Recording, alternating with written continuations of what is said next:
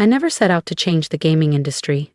At least, that's what I told myself while coding alone in my cramped Brooklyn apartment at 2:47 a.m., surrounded by cold pizza crusts, energy drink cans, and a head full of ideas way too ambitious for my dwindling bank balance. But my older brother, Darren, never missed a chance to mock my little hobby. "Still making your silly cartoons, Rachel," he'd sneer at every family dinner, straightening the cuffs of his $1,200 dress shirt. "You know we've got a spot at the law firm. Real work, real money."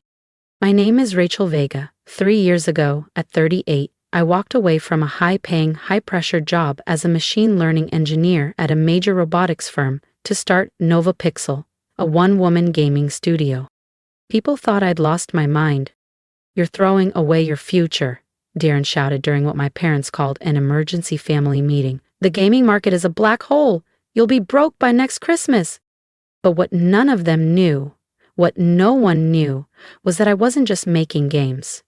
I was quietly building something that could transform how games are designed in the first place. The seed had been planted years ago, while I was deep in research on adaptive AI systems. I stumbled onto a framework that could let a game observe a player's choices in real time and adjust, not just difficulty, but narrative, tone, even world building. This wasn't just predictive modeling, this was real-time, personality-based evolution. Nova Pixel's first mobile games were humble. A match 3 puzzle here, a cute adventure platformer there. But hidden under the surface was an evolving AI system collecting millions of behavioral data points, learning how real people thought, played, got frustrated, and found flow. I worked nights and weekends, keeping my consulting gigs during the day to stay afloat. The early months were brutal. My savings were almost gone. Every time Darren saw me, he had a new jab. "Hey, I checked out your latest release," he snickered one Christmas. "Looks like a Fisher-Price version of Angry Birds.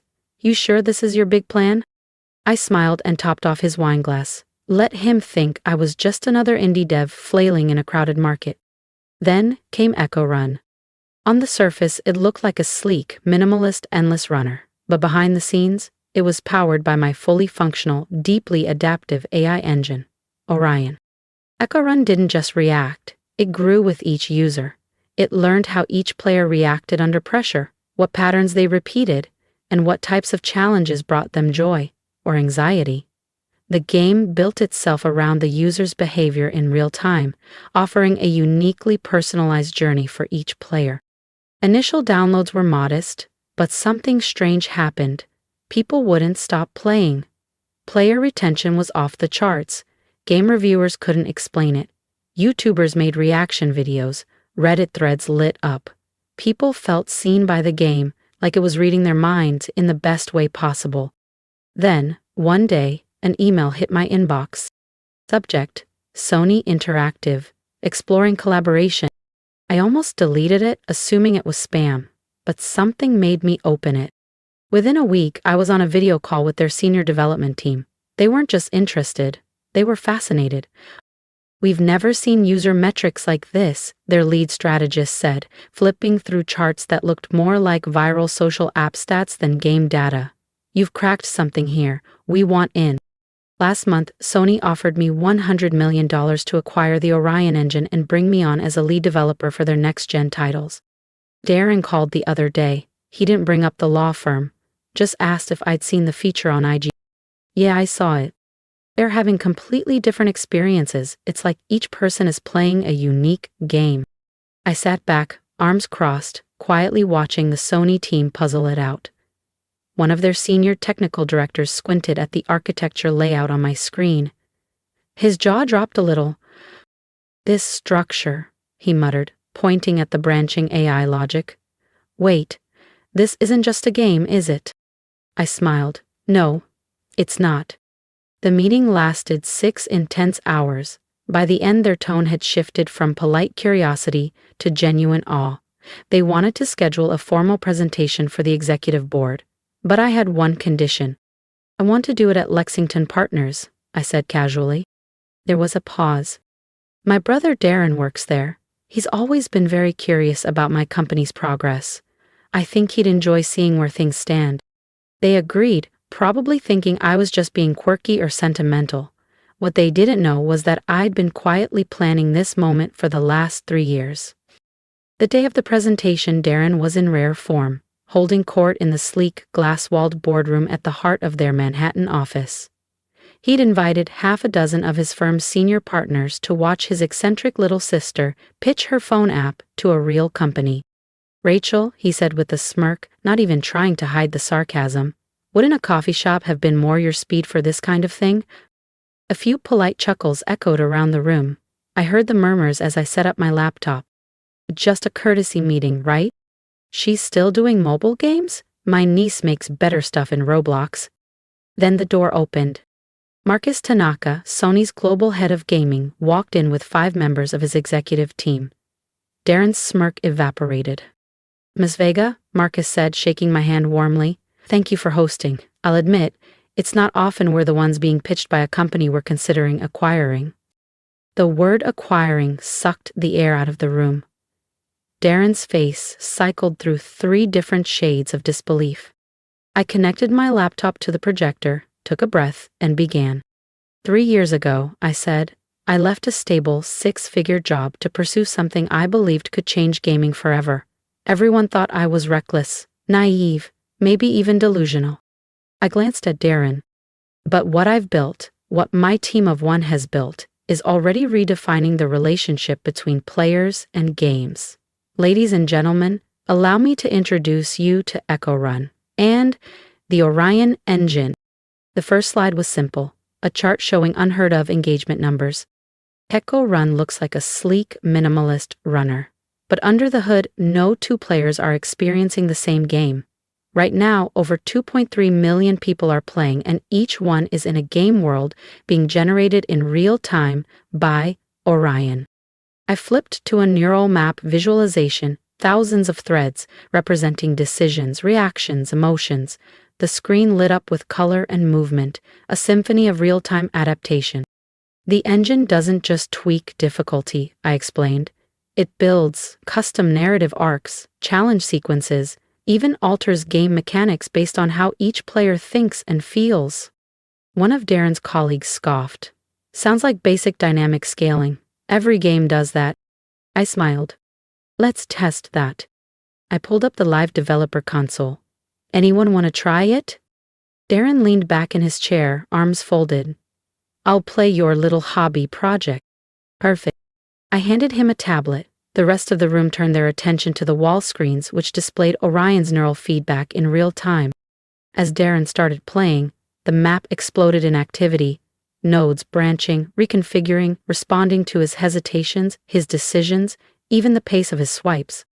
"Notice how it slows slightly," I said, narrating. "It's sensed he's hesitating. Now it's adjusting terrain flow to ease him in, while subtly teaching him optimal patterns." On screen, new obstacles appeared, ones Darren was statistically likely to overcome, but still find challenging. Within 2 minutes, he was fully engaged, brow furrowed, tapping with focus. Then came the moment I was waiting for. I've never seen anything like this," he muttered, eyes still locked on the screen. "Exactly, neither had anyone else. And that's why they were offering me $100 million. The engine has already analyzed Darren's entire playstyle," I explained calmly. "It's mapped his decision-making patterns, risk tolerance, even how he responds to different types of problem-solving."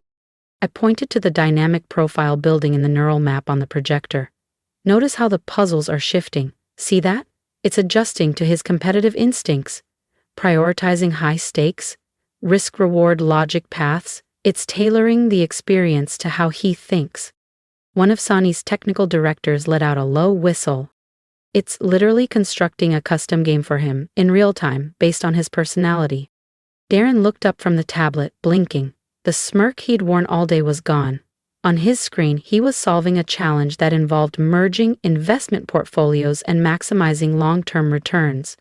In other words, exactly the kind of financial strategy problem he lived for. This is insane," he muttered. "How did it know?" "Because that's what the Orion engine does," I said. "It doesn't just react, it understands. Every player gets a game tailored precisely to their skills, interests, and mindset. It's not gaming anymore, it's personal. Marcus Tanaka stood. And that, he said, is just the beginning. Rachel, show them the M-Series prototype. I nodded and loaded the next demo. The screen transformed into a sprawling fantasy world. Castles, marketplaces, deep forests, and intricate cities, all alive with motion. But what set it apart wasn't the graphics. This is what happens when we expand Orion into a persistent, multiplayer environment, I said. Footage rolled of players interacting with NPCs, non-player characters, that didn't just repeat stock phrases or offer basic quests. These characters responded with emotion, remembered prior interactions, and even changed their personalities over time based on player behavior. The entire world adapts in real time, I explained. Cities evolve based on player choices, economies shift, factions rise and fall, and the NPCs, they're not just scripts. They have relationships, memories, goals, real characters with depth. The room was dead silent. Even Darren, who'd once joked I was designing glorified apps for bored commuters, was watching, wide-eyed as an NPC blacksmith in the demo turned away a player who'd betrayed him in a previous quest. The moment felt unscripted. Was unscripted. We've been quietly testing this technology for over 3 years, I said. The simple mobile games you saw, they were collecting live data, teaching Orion how people think, play, and tell stories. I turned back to the room. Dream Maze was just the beginning. Marcus stepped forward again, opening a sleek black briefcase and pulling out a document folder. When we first saw the engagement data from Dream Maze, we thought it was a fluke. Players weren't just playing, they were forming emotional connections. Retention rates were through the roof. He placed the folder on the table. That's why we're here today. Sony is prepared to offer $100 million to acquire NovaPixel, the Orion engine, and bring Rachel on as head of AI development for our global gaming division. Darren's coffee cup slipped and clattered against his saucer. $100 million, he said, his voice hollow. Marcus raised a brow. Actually, after seeing the M-Series prototype, we've updated the offer. He slid a new document across the table.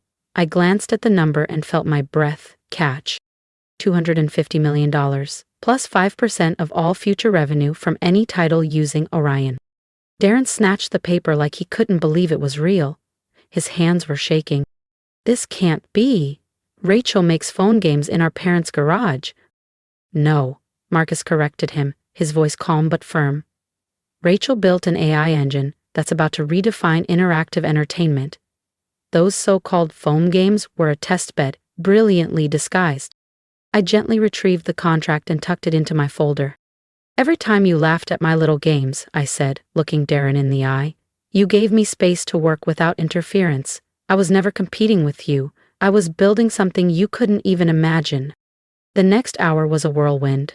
Legal terminology flying across the room, Sony's team discussing transition timelines, equity splits, patent filings. I watched Darren and his partners grow paler by the minute. They'd spent years mocking my garage. Turns out, I'd been building an empire inside it.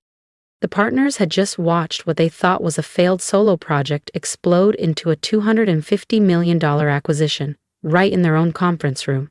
As the Sony team packed up their things, Marcus turned to Darren. You know, he said with a calm smile, we usually prefer to host meetings like this at our own headquarters, but Rachel insisted we hold it here. Now I understand why. Darren couldn't meet his eyes. 3 years' worth of snide remarks, eye rolls, and smug dismissals collapsed around him like a house of cards. The aftermath, swift, and honestly pretty satisfying. News of the acquisition sent shockwaves through the gaming world. The forums lit up, tech blogs ran headlines, and industry veterans scrambled to understand how a mobile puzzle game had become the foundation of a gaming revolution. Even the very same investment partners who once laughed at my silly phone apps started emailing me, eager to talk about potential opportunities. Some even asked if I needed funding, as if I hadn't already built it all without them. I kept the garage in Brooklyn. Only now it's not a makeshift office.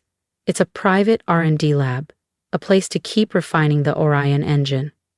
Sony's support and resources opened doors I could have never accessed alone.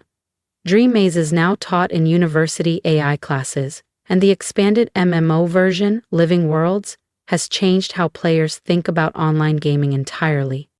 Because in Living Worlds, every player truly experiences a game made just for them. The story unfolds in sync with their decisions, their emotions, their style.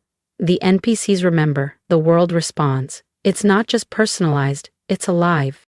Darren, to his credit, eventually emailed me a long, heartfelt apology. He acknowledged the years of belittling and said he was humbled by how wrong he'd been. He even asked if I'd be interested in speaking at his firm's tech innovation seminar. I politely declined. I was too busy leading Sony's AI gaming division. But last week I got an email that hit differently. A young woman, 21 years old, working from her parents' garage in St. Louis, had developed a unique AI gaming prototype. Her family thought it was just hobby programming. She asked for advice. I thought about that old garage in Brooklyn, the all-nighters, the silence, the doubt, the joy of being underestimated. I hired her on the spot. Today, that garage is empty. Sony recreated it down to the exact scuff marks and chipped paint in their Tokyo headquarters. They call it the lab that changed everything. But I kept one piece from the original. A worn whiteboard with a single line scrawled in marker. Let them underestimate you. That message stayed untouched from day one. I never erased it. The gaming industry will never be the same, neither will my family. At the last holiday gathering, Darren stood quietly nearby while his teenage son showed me his game prototype. Darren didn't say much, just nodded, supportive, respectful. He'd learned the hard way what judgment can cost. As for me, I'm still making games. They're just not as simple as everyone thought. The Orion engine keeps growing. It learns, adapts, evolves, just like the people who dared to build it. And every time someone dismisses a developer working from a dusty garage, I smile. Because sometimes the biggest revolutions start in the smallest spaces. And sometimes the best revenge isn't proving them wrong. It's proving yourself right. If you've made it this far, thank you for walking this road with me. I was just a woman in her 30s building something revolutionary in a Brooklyn garage while the world dismissed me as a hobbyist with big dreams and no backing. But dreams, when fed with grit and belief, become reality. So if my story resonated with you, if you've ever been laughed at, underestimated, or told to be realistic, leave a comment below. Share your story. Tell me about the idea you've been afraid to chase, or the project you're building in silence. I read them, I really do, and every message reminds me why I kept going when no one believed in me. Support comes in many forms. It's a comment, a like, sharing this with someone who needs to hear it. If you believe in what I built, if you see the value in innovation that starts in unlikely places, stand with me. We're not just changing games. We're changing how people view creators, visionaries, underdogs. And here's my advice. Never let someone else's limited imagination define your potential. Keep building, keep dreaming, and never apologize for thinking bigger than the room you're standing in. Because sometimes the smallest garages hold the world's greatest revolutions.